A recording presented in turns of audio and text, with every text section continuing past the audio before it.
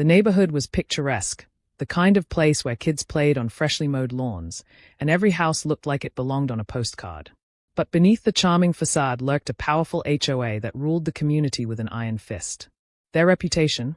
Strict, nitpicky, and, as some whispered, borderline tyrannical. For most residents, compliance was easier than resistance. But for Sam, the newest homeowner on the block, things were about to take a very different turn. Join us on this exciting journey. Let's hit 10,000 subscribers together. Sam wasn't one for drama. A laid-back guy in his early 30s, he moved into the neighborhood hoping for peace and quiet after years of city chaos. His idea of paradise? A backyard pool, a cold drink, and not a care in the world.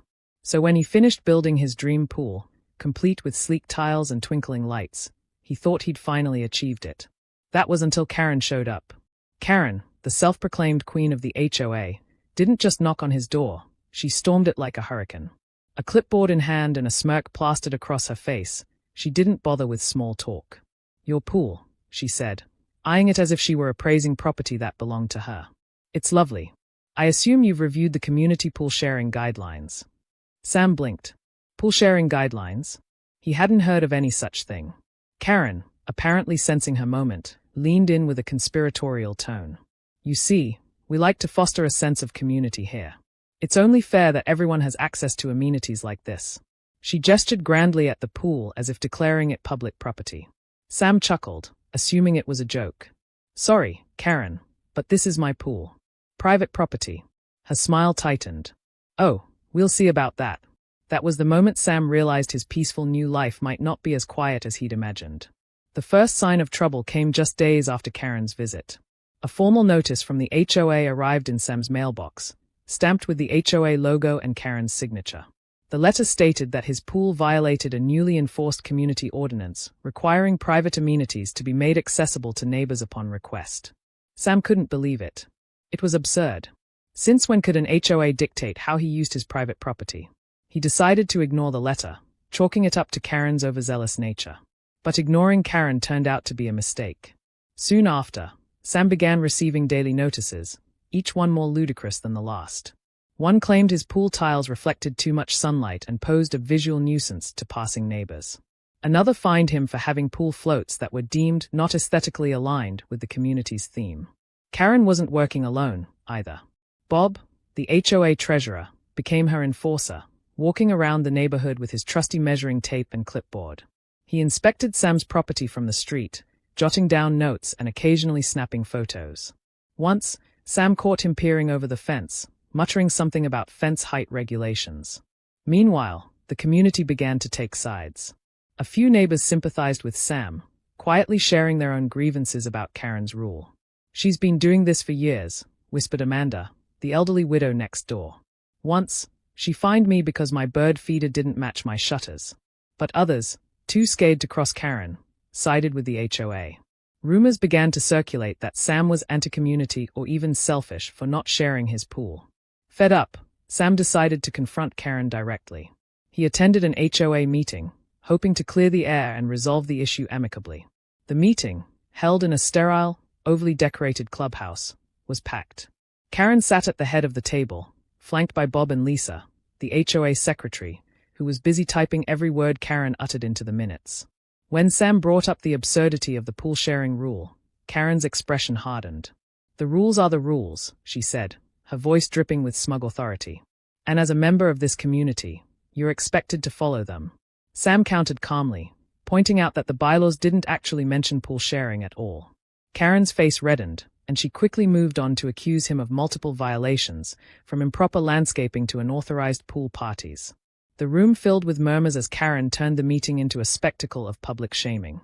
The confrontation ended with no resolution.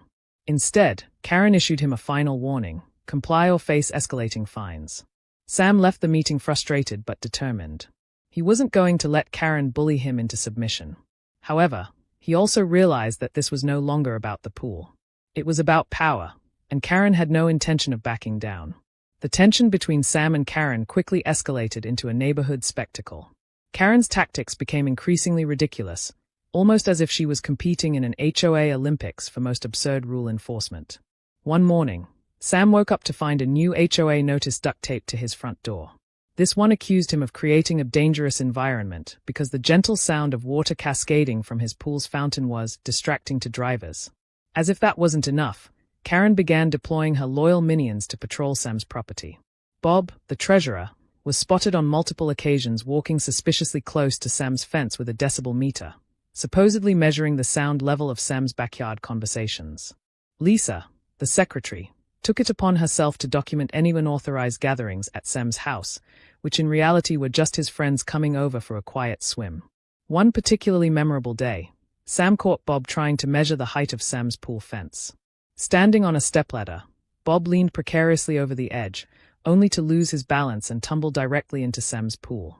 Sam couldn't hold back his laughter as Bob flailed about, his clipboard floating nearby like a sad shipwreck survivor. "I hope that's HOA-approved swimwear," Sam quipped, earning a glare from the soaking wet treasurer. Meanwhile, Karen ramped up her passive-aggressive antics. She installed a small security camera on her property, conveniently angled to monitor Sam's backyard. Sam responded by putting up a cheeky sign in his yard that read, "Karen Cam in progress, wave and smile." It quickly became a neighborhood joke, with other residents stopping by to take selfies with the sign. Despite the humor, Sam sensed something darker was at play. He noticed Karen's obsessive focus on his pool wasn't just about enforcing rules, it felt personal. Digging through old HOA newsletters, he stumbled upon a strange detail. Karen had proposed a community pool initiative years ago, but it was rejected by the HOA board due to budget constraints. Could her fixation on his pool be tied to this? As Sam pieced together the mystery, he uncovered something even more unsettling. A neighbor casually mentioned that Karen controlled the HOA's finances with little oversight.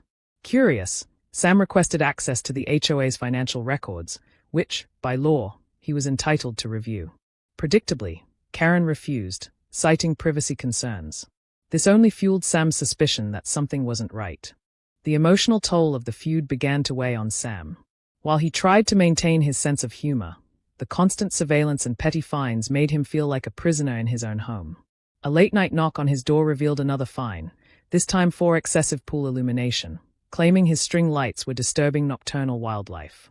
It was absurd, but it also felt like Karen was testing his limits, trying to push him into giving up. Amid the chaos, supportive neighbors started to rally behind Sam. Amanda, the widow next door, offered to help him investigate the HOA's records.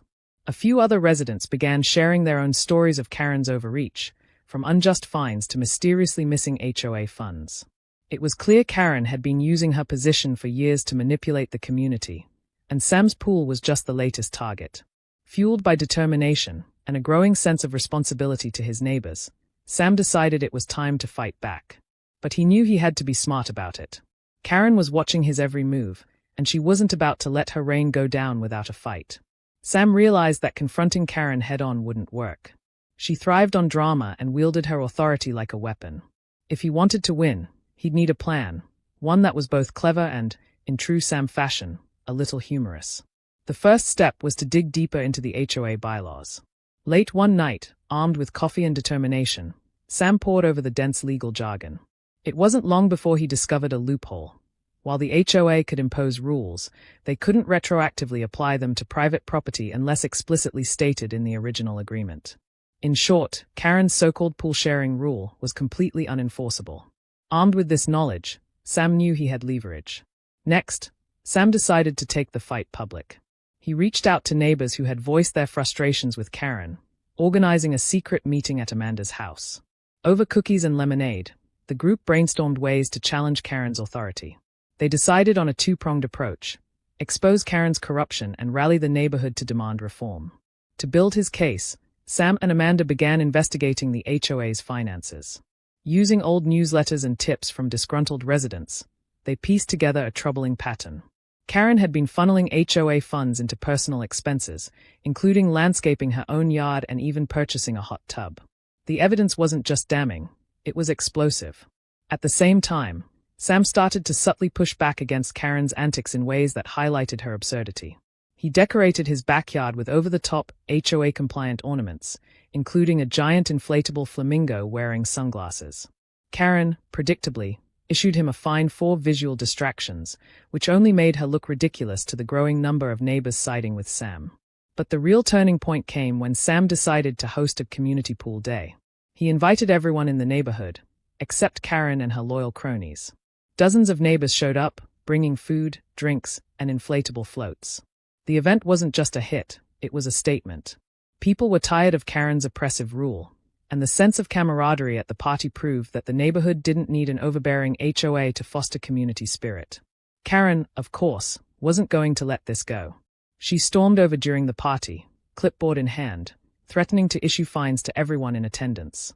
But before she could get a word out, Sam pulled out a printed copy of the HOA bylaws and calmly pointed to the clause that invalidated her pool-sharing demands. "Looks like you're the one violating the rules, Karen," he said with a grin. The crowd erupted in laughter, and Karen stormed off, her face red with fury. Encouraged by the event's success, Sam and his allies moved to the next phase of their plan, exposing Karen's corruption. They drafted a petition demanding a financial audit of the HOA and began collecting signatures from residents. Word spread quickly, and within days, they had overwhelming support. Karen tried to fight back, calling emergency HOA meetings and sending out desperate emails accusing Sam of spreading lies.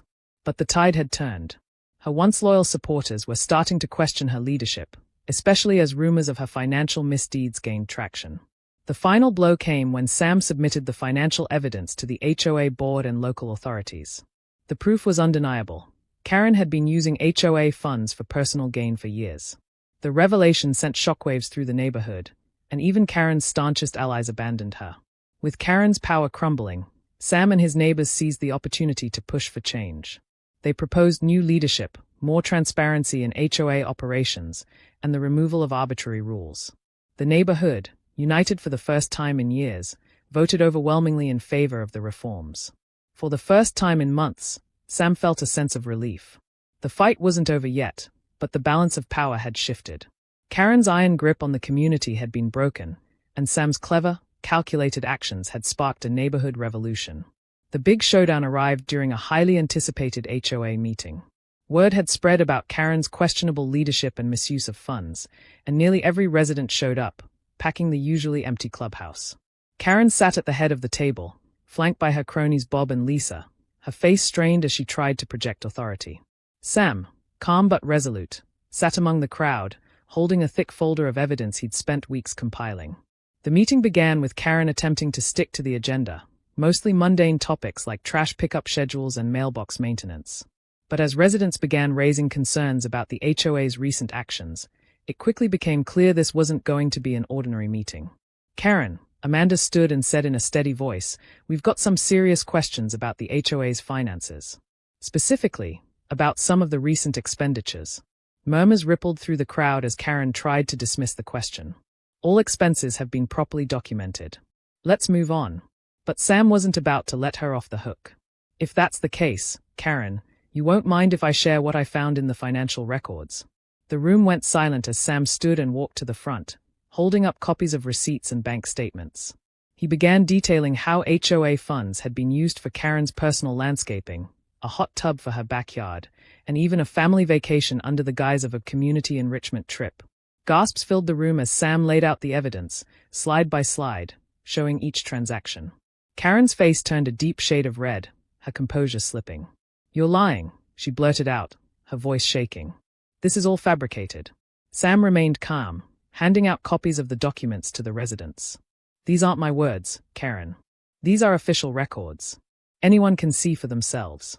Bob and Lisa, sensing the tide turning, began to shift uncomfortably in their seats. Finally, Bob broke the silence. I didn't know about any of this," he stammered, clearly trying to save face. Lisa followed suit, nervously mumbling, "I thought those expenses were approved by the board." Karen shot them both a glare, realizing her loyal supporters were abandoning her. Just as the room erupted into chaos, Karen made one last desperate move. She stood up, pointing at Sam. "This is harassment. I'm calling the police." Pulling out her phone, she dialed 911 right there in front of everyone. When the police arrived, Karen tried to spin the story, claiming Sam and the residents were threatening her. But Sam calmly presented the situation to the officers, showing them the evidence of Karen's corruption.